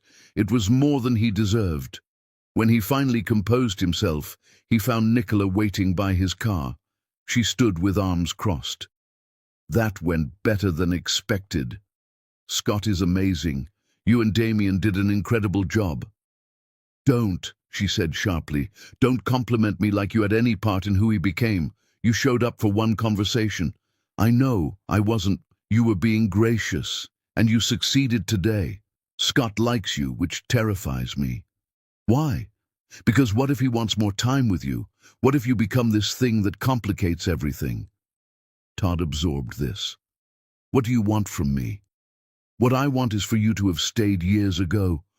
But I can't have that. So I need you to understand that if you get more time with Scott, it's a privilege, not a right." "I understand." "Do you?" "Because Scott wants to see you again. He said so in the car. He wants monthly meetings. Damien said we should allow it. But I'm terrified you'll break his heart." "I won't." "You can't promise that. Your track record is terrible." She was right. "Then what do you want me to do?" Nicola stared at him. Then her shoulders sagged. "Show up," she said. "Every time Scott wants to see you, you show up. You don't cancel. And if you ever can't do that, tell me immediately so I can prepare him." "I can do that. I will. We'll see. Next month. Same place, same rules. Don't be late." She walked away. Todd stood there, understanding he'd been given something precious and fragile. It wasn't enough, would never be enough, but it was more than he deserved. And he would show up. Every time. Until Scott didn't want to see him, or until Todd's last breath. Chapter 9. The Pattern. 10 months passed in a rhythm Todd had never experienced. Structured connection with rigid boundaries that both sustained and devastated him. Once a month he met Scott at Riverside Park, always supervised, always with Nicola and Damien present, but gradually giving them space as Todd proved reliable. The meeting started at 30 minutes, but slowly expanded to an hour, sometimes 2 when Scott was engaged. Todd learned his son in fragments.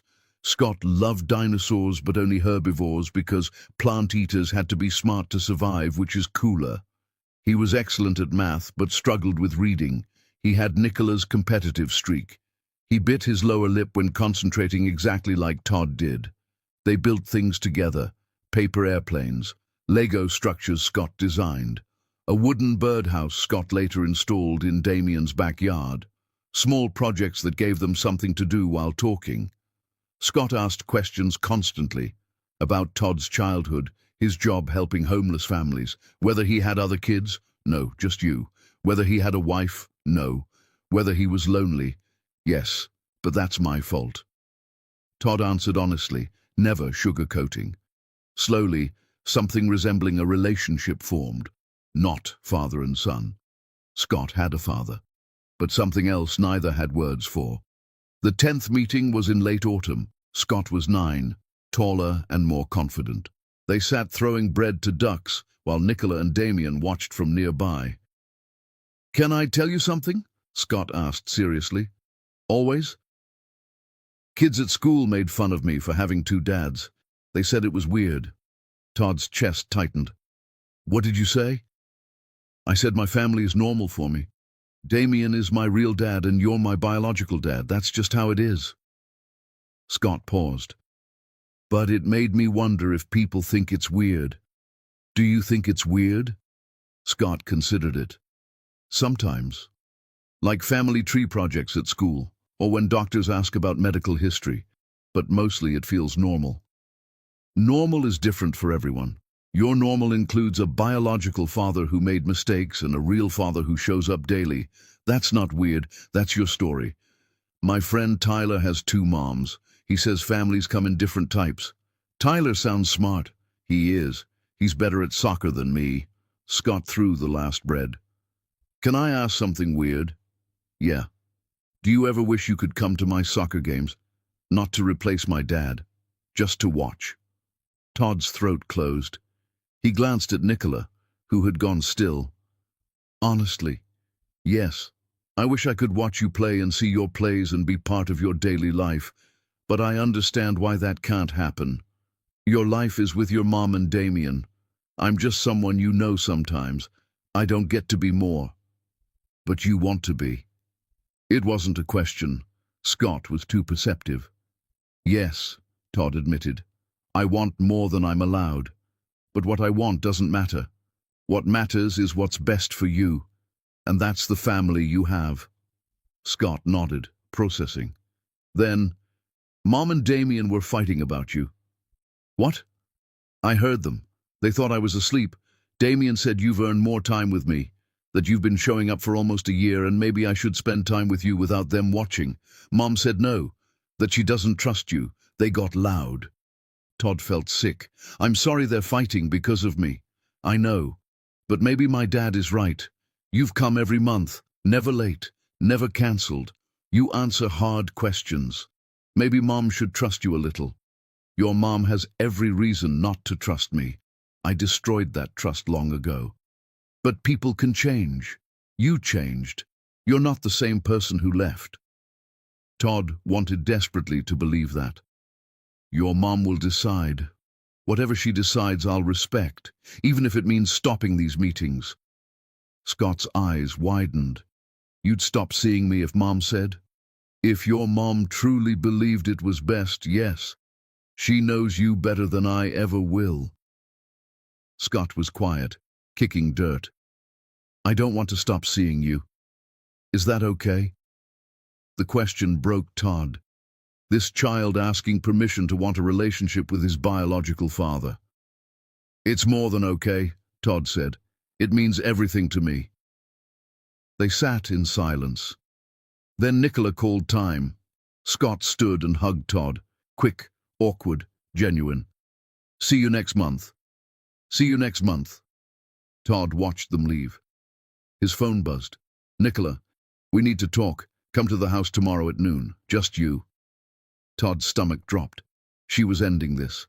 He responded, "I'll be there."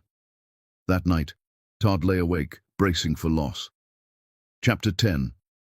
The beginning. Todd arrived at Nicola's house at 11:45, too nervous to risk being late. He walked up the pathway, noting small details. Scott's bicycle against the garage, Damien's work boots on the porch, a basketball hoop with a worn net. He knocked with shaking hands, Damien answered, expression neutral. She's in the kitchen. I'll give you privacy. He left, heading upstairs and closing a door firmly. Nicola stood at the counter pouring coffee, her back to him. Morning light caught her profile, revealing new lines around her eyes. "Sit," she said without turning. Todd sat at the kitchen table, hands clasped to hide their trembling. Nicola brought 2 mugs and sat across from him. For a long moment she just stared. "Scott told you Damien and I fought about you," she said finally. "He mentioned it. I'm sorry. I never meant to cause problems in your marriage." "You never mean to cause problems. You just exist, and everything gets complicated." She sipped coffee deliberately. "Damien thinks I'm being too controlling. He says you've proven yourself over 10 months and that Scott benefits from knowing you." "What do you think?" Nicola's jaw tightened.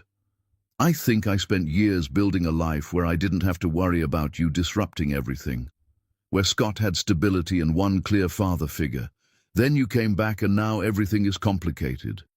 I can stop the meetings, if that's what you need." "That's exactly what Damien said you'd say, but I don't want you to just agree with me. I want you to tell me what you want." Todd met her eyes. "I want more time with Scott. I want to go to his soccer games. I want to help with homework. I want to be part of his life in some real way instead of monthly park meetings. I want to know him and have him know me." "And what are you willing to give up for that?" "Anything." "Would you move if we asked? If we said your presence makes things too complicated?" Todd's chest tightened. "If you truly believed it was best for Scott, yes." "Would you sign documents promising you'll never seek custody or disrupt his relationship with Damien?" "Yes, immediately." "Would you tell a judge that Damien is Scott's father in every way that counts?" "Yes, without hesitation." Nicola stared at him, searching for lies. Found none. "Damien wants to let you take Scott for supervised outings. Nothing overnight, nothing extended, but actual time doing normal activities instead of awkward park meetings." Hope flickered, but Todd forced it down. "What do you want?" "I want to protect my son from being hurt, from getting attached and then having you disappear when things get hard." "I won't disappear." "You can't promise that. Life happens, jobs change, people move. You can't promise forever." "No," Todd agreed, "but I can promise I'll tell you immediately if anything changes, that I'll never vanish without explanation, that if I can't be there, I'll give you warning so it doesn't destroy him." Nicola's eyes filled with tears she refused to let fall. "I hate that I have to trust you. I hate that my son wants to know you. I hate that you saved his life because it means I can't cut you out. I hate all of it." "I know. But I see you've changed, that you show up, that you're honest even when it makes you look terrible, that you respect Damien. I see all that and don't know what to do with it." Todd waited, letting her work through this. "Here's what's happening," Nicola said, voice steady despite tears. "You can take Scott to the Science Museum next Saturday, 2 hours. Damien supervises. If that goes well, maybe we try other things.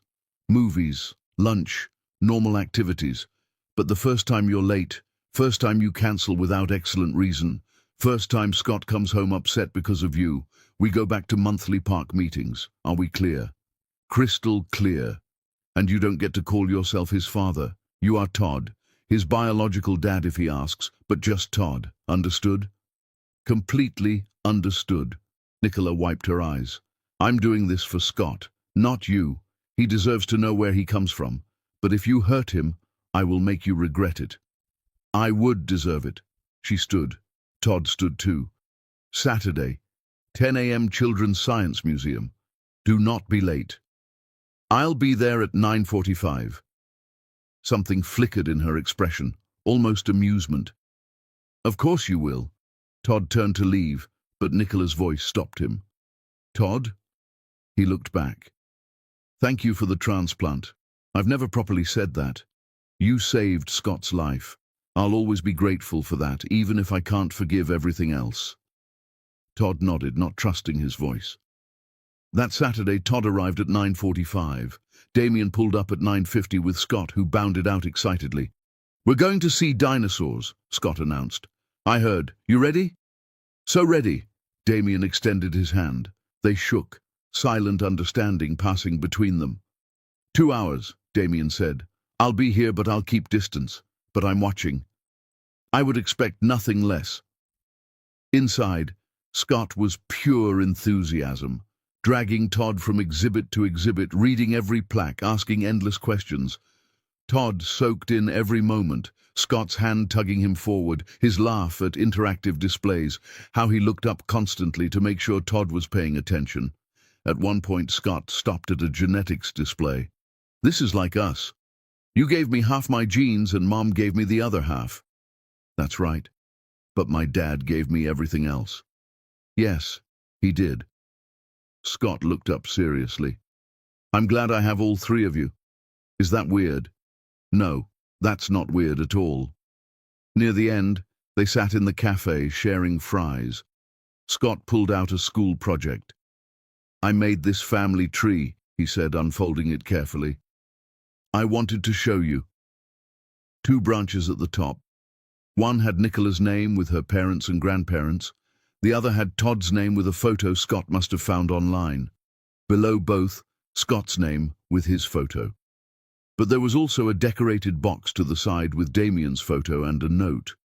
Dad, not biological but real.